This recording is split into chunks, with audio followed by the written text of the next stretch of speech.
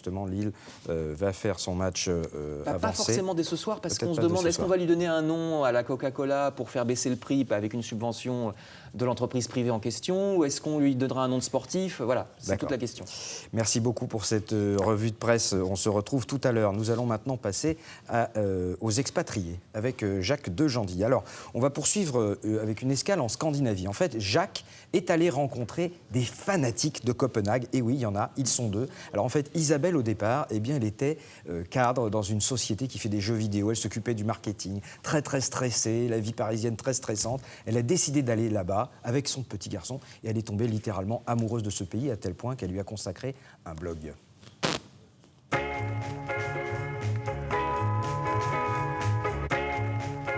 Depuis 5 ans, Isabelle et Charles se sont installés au Danemark. Avec William, leur premier enfant, ils vivent à Hillerød, à quelques kilomètres au nord de Copenhague. On avait envie de bouger ailleurs. On a fait une liste de pays. En tête, on avait la Hollande et le Danemark. On est venu ici, on est tombé amoureux.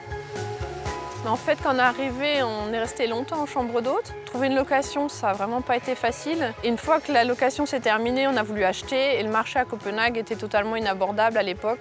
Donc on s'est éloigné d'une quarantaine de kilomètres pour trouver quelque chose d'abordable. William. La vie est assez chère.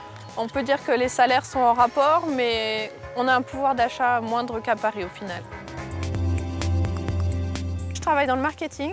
Je travaille pour une entreprise de software qui sert dans le domaine du jeu vidéo.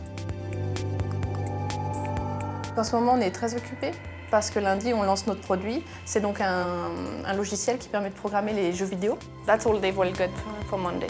Yes. C'est détendu, même si là, on est assez stressé. Ça se voit peut-être pas, mais on est très stressé en fait. C'est ça le stress à la danoise. On est assez stressé. Ça fait 5 ans que je travaille ici. Je travaille en Angleterre aussi, mais je peux vraiment comparer les styles. C'est beaucoup plus relax ici, en fait, quand même en période de stress. Vraiment passionnée par son pays d'adoption, Isabelle a créé un blog sur le Danemark qu'elle alimente quasi quotidiennement. En fait, en arrivant, on a eu tout de suite envie de partager notre vie ici. On s'est vraiment dit, on va montrer le Danemark. C'est pas nous qui sommes intéressants, c'est le Danemark. Il y a tellement de choses à découvrir ici, c'est tout près de Paris. Par avion, c'est 1h30, mais c'est un autre monde, c'est une autre culture. On a vraiment senti un dépaysement énorme et on a commencé à faire une petite liste de tout ce qui nous dépaysait. Et quand on a vu la taille de cette liste, on s'est dit, bon allez, on crée un blog, on a déjà 1 an de sujet, là, on y va.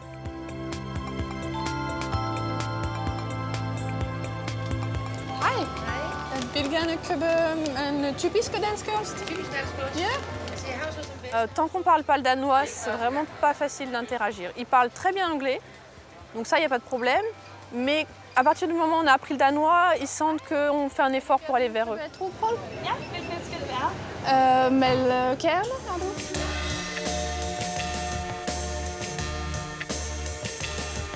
On arrive en ville à Copenhague et il y a une certaine douceur de vivre, c'est relax, c'est calme, la vie est tranquille.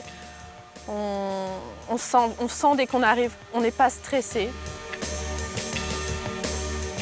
Voilà, vous savez maintenant à quoi ressemble la vie d'expatriés français ici à Copenhague.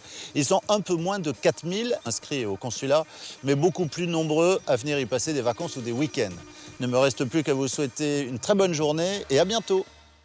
Merci beaucoup Jacques. On va prendre tout de suite des nouvelles de la météo et de notre canicule avec Valérie Alexandre.